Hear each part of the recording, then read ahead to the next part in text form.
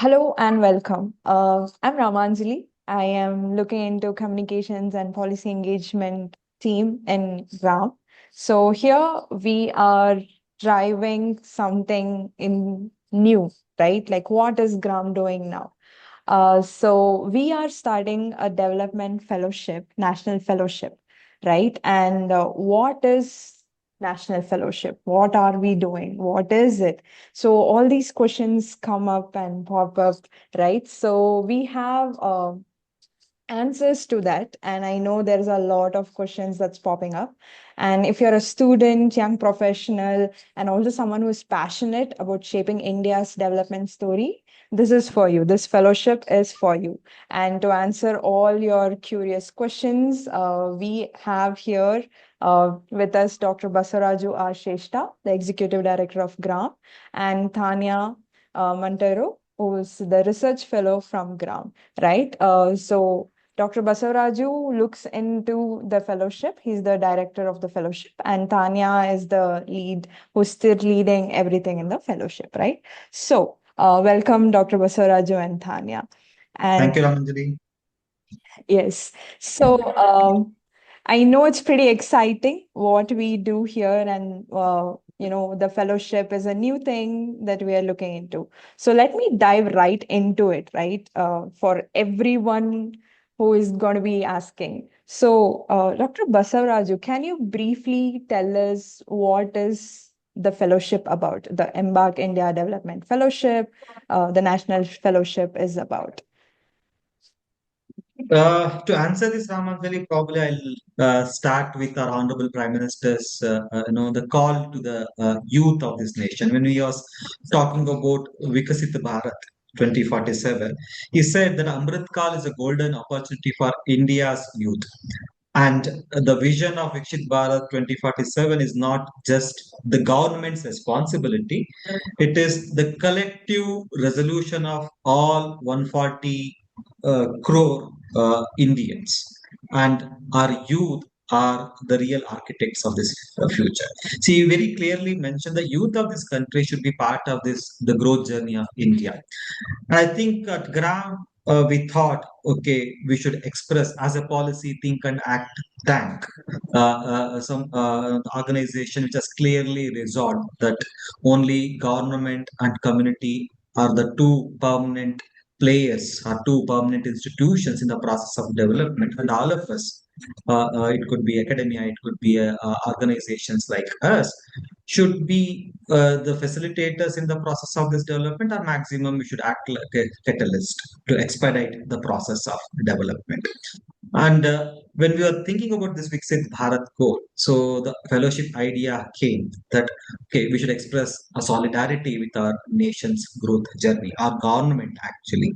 And the development requires a pool of young talents. So we can bring in the fresh thinking, the innovation, the concepts and the solutions might be there on the one hand. But on the other hand, we need to blend it with innovation and we need to bring some new thinking. That's the reason we thought, okay, we will plan this fellowship in solidarity with government. And it's also a platform for our young fellows who want to directly contribute their thinking, their wisdom, their skills, their competence with and in government, not just with government and being there in the government, wherein they get a platform to express their views and opinions directly with the decision makers and the policy makers. So this whole thought processes made us to think about this fellowship, and here we are actually with presenting Embark India Development Fellowship.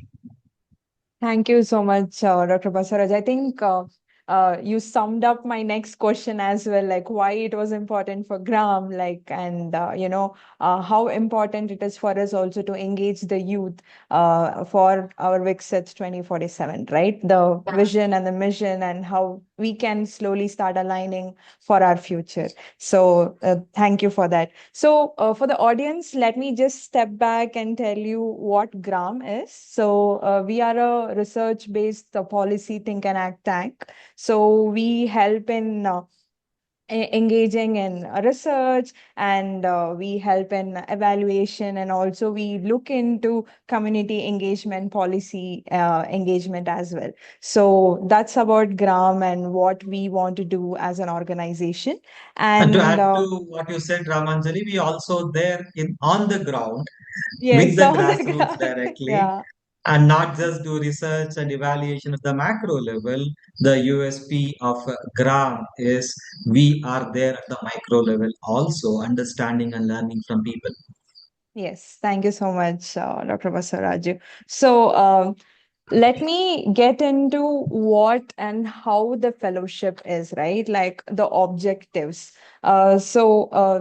Tanya, I would love to bring in you here. What is the objective of the fellowship, and how is it different from any other fellowship that we have in the country? So, yeah. So thank you so much, Ramanjali, for the question.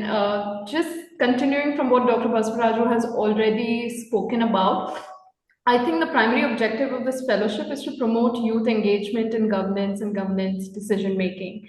And through the process of a fellowship program, which has components of both learning by doing, we are looking at not just training these youth, but also placing them in and to work with government departments and agencies who we hope would provide a grueling yet very insightful and enriching experience for these youth. In addition to that, another primary objective for us is to develop leadership skills among the youth, especially those who are aspirants in the governance, development, and social sector. And in developing these leadership skills, we would also want them to think innovatively, think out of the box, and contribute to existing work and efforts that are already underway in these departments that we seek to collaborate with. We know that towards the goal that we've spoken about, 2047, there are a slew of programs and schemes, and there is a huge potential and scope for these youth to provide innovative, out of the box solutions to monitor, measure impact, evaluate the impact of these programs, not just at the national level, but from the grassroots to the national level. So that would be our primary objective. And of course, what sets us apart, I believe, is the placement component. We have an intense, rigorous 6-month placement component. We do not intend to just impart training and then not be able to give them an opportunity to execute or implement those skills in the field. We want them to learn and do at the same time, and working in close consonance with the government and government departments would enable them to put that learning into practice. So yes, that's our USP. Thank you so much, Tanya. I think that sums up like if I'm a fellow, what would be my objectives, right? Like right from where I'll be working, what was my goal, and other things. So let me also come to what would be the eligibility and who can apply for the fellowship. Like if I'm an individual, what are my eligibility criteria to apply? So, right. So we do have a dedicated page on our website, that's dedicated to this National Fellowship Program that outlines the themes of our fellowship. So before I dive into what the eligibility criteria are structured like, some of the primary thematic areas that we are looking to work in would include environmental sustainability and climate action, urban mobility, urban and rural development, public health, education, both school and higher education, water resources and sanitation. We're also looking at public enterprises, economic development, as well as data and governance and capacity building. These are our primary thematic areas, and what underscores or a cross-cutting theme across all of these domains would be sustainability. We would like to bring in a sustainability lens across all of these thematic areas in all of the work output that we expect from the fellows. And our eligibility is structured around 3 categories. So we are looking at 3 different types of fellows who would come together, not only work with each other and learn with each other, but also learn from each other. And that's the reason why we've kept these criteria so diverse, because it has to be an enriching, cross-cutting experience across sectors, domains, age categories, and professional experience levels. So our first category would be the aspiring governance professional. This is exclusively a category for freshers and recent alumni. A postgraduate degree is mandatory in this category. We are looking for candidates who have a passion for governance, policy, development, and social issues, and are committed to bringing about change in these domains through research and evidence-based action. Our second category is the social sector catalyst. Now, these are individuals who are professionals. Of course, again here, a postgraduate degree is mandatory, and a minimum of 3 years of work experience in the social or the development sector. This could be spread out across non-profits of all categories, as well as Section 8 companies that are working in the development and non-profit space. We are looking at candidates then in the third category, another category which is also our last category, the corporate transitioner. The corporate change agent who will be bringing in a minimum of 5 years of work experience.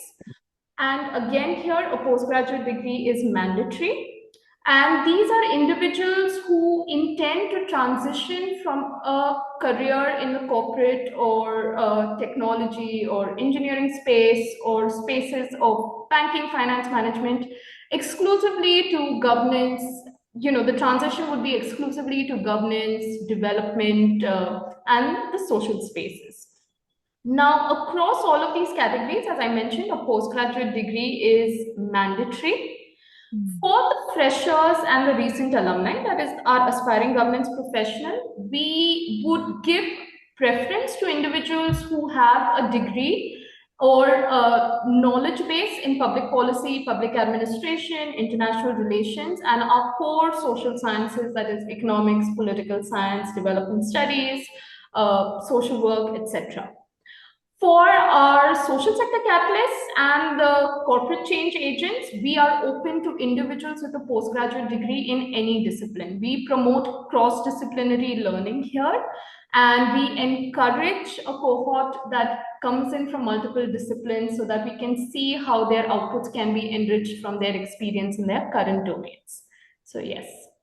Thank you, Dr. Tanya. I think, like you mentioned, it's not restricted, but also it has like varied opportunities for a lot of aspiring individuals who are freshers and also who are coming from social background, and not just restricting to social background, where corporate, professionals also can change, can apply, who wants to change their career. So I think this gives like a lot of information and opportunities to a lot young professionals out there. So absolutely, we are actually looking at bringing in thematic lenses of sustainability, exactly, technology, to add, data yeah, not across just the core restricting to, thematic areas. just one or two thematic, but we have like a lot of thematic focus areas that anyone can bring on their expertise and work with the departments. So it's like amazing. Yeah. Thank you. And now coming to the heart of the question, right? Like, what's in it for the fellows? So, like, if I'm a fellow, I apply, I'm a fellow now. What's in it for me? What would be the thing? Yeah. Yes. So I think the first and I think the most prominent gain would be the opportunity and the exposure to work in a space where they can actively contribute to decision making and development policy areas. I think this opportunity not only combines learning and practice in a classroom space, it also gives fellows an opportunity to engage very closely with government departments to understand the kind of work, research, and processes that go into decision making that affect people both directly and indirectly. And I think that exposure is the crux of this program and the major gain that our fellows will be gaining. In addition to that, as a fellowship program, this program is also structured to support the fellows financially through knowledge as well as through active mentorship. So another primary gain and USP of this program is the expert mentorship that fellows will be gaining, both from within GRAAM as well as from the departments that they work very closely with. So we're looking at mentorship at two levels. Based on the fellows' thematic areas and their placements, we will be assigning mentors who have expertise, domain expertise and knowledge going into decades, and as well as research experience and the ability to guide these young fellows into shaping what their work and outputs would look like. So they will be getting that from our end. In addition to that, they will be working very closely with an official, a higher official from the respective departments who would be able to help them shape their work, understand systems and processes, and also contribute very meaningfully in the 6-month placement period. Apart from that, we do offer a competitive stipend, and this will be offered over a period of 9 months to help the fellows support their transition into this fellowship program, and as well as all expenses related to undertaking their work and placement related duties and responsibilities. In addition to that, there will be exposure through our classroom-based sessions and our training to an intense and rigorous curriculum that GRAAM has developed. We will be adapting that curriculum for this particular fellowship program. It was originally developed in partnership with Cornell University, where we will be deep diving into policy cycles, and program evaluations. So this is also an excellent learning opportunity for the fellows to boost not just their knowledge and skills, but also to be able to have meaningful contributions to their portfolio in the policy and governance space.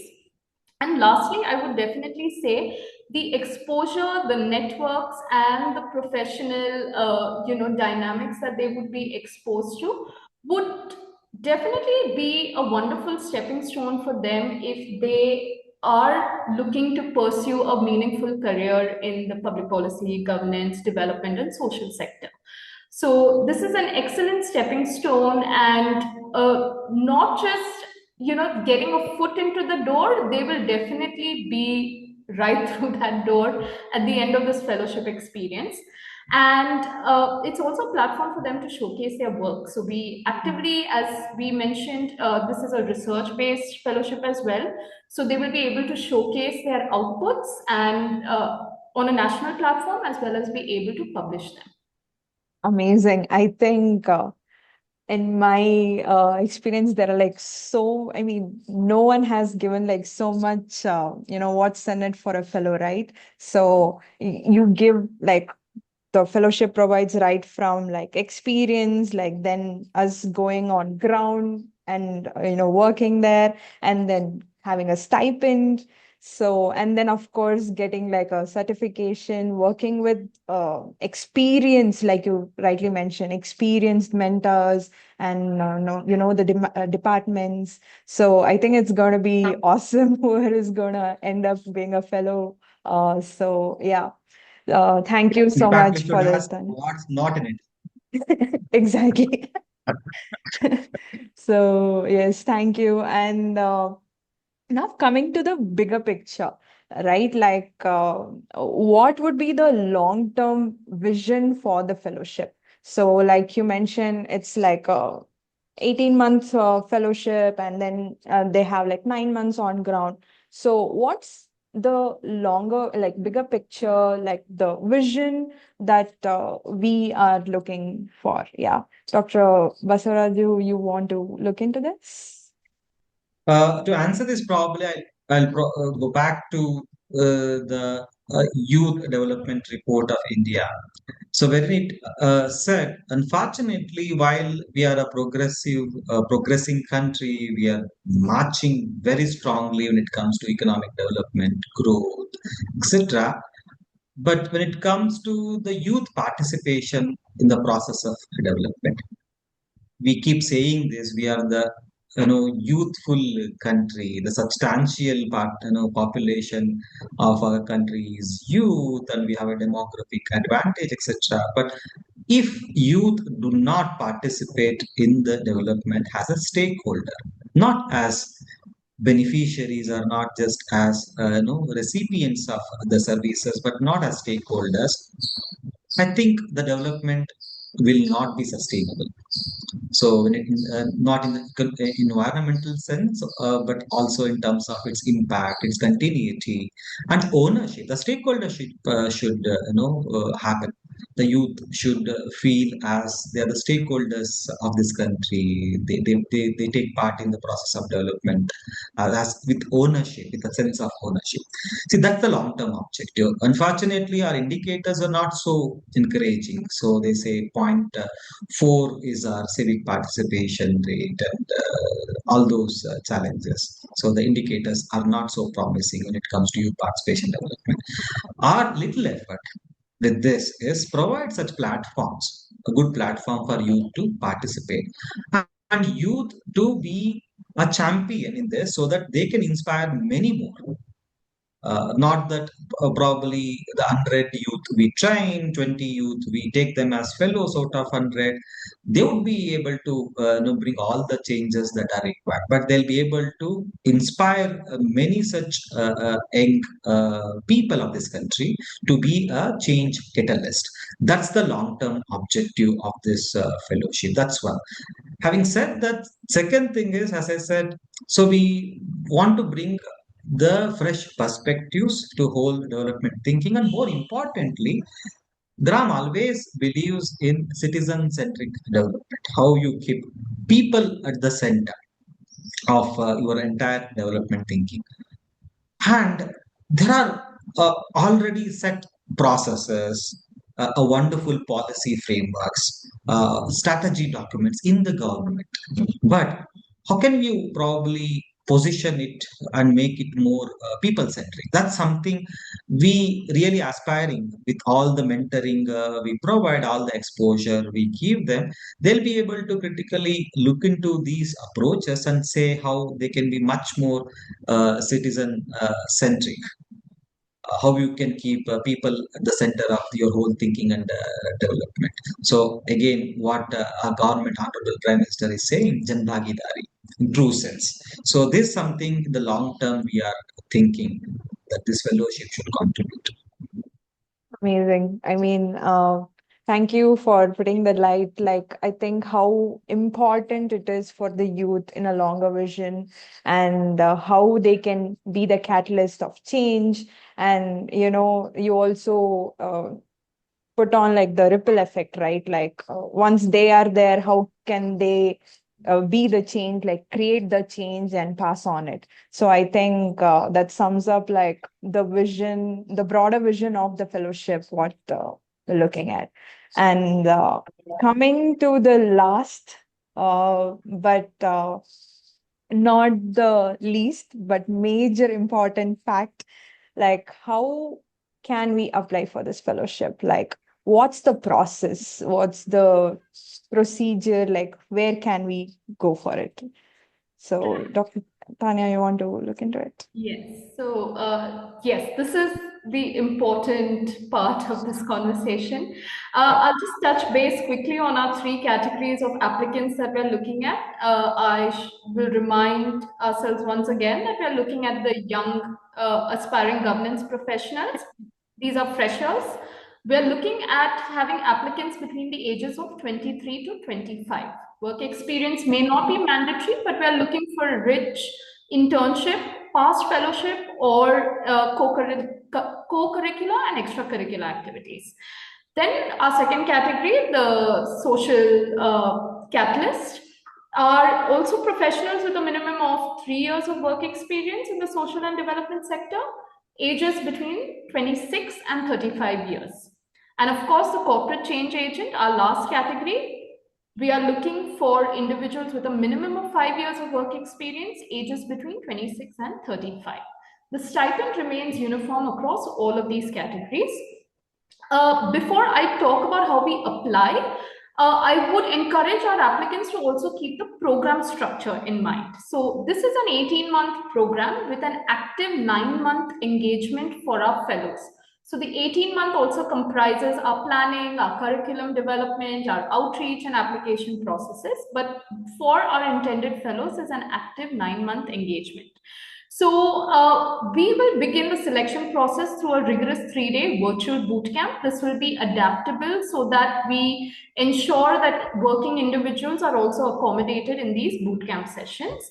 These boot camps will have 2 sessions over 3 days each, and will involve assessments as well. These boot camps will be held for 100 shortlisted applicants. From these 100 applicants and based on our assessments, in the month of December, we would have panel interviews and a selection of our final cohort of 20 fellows.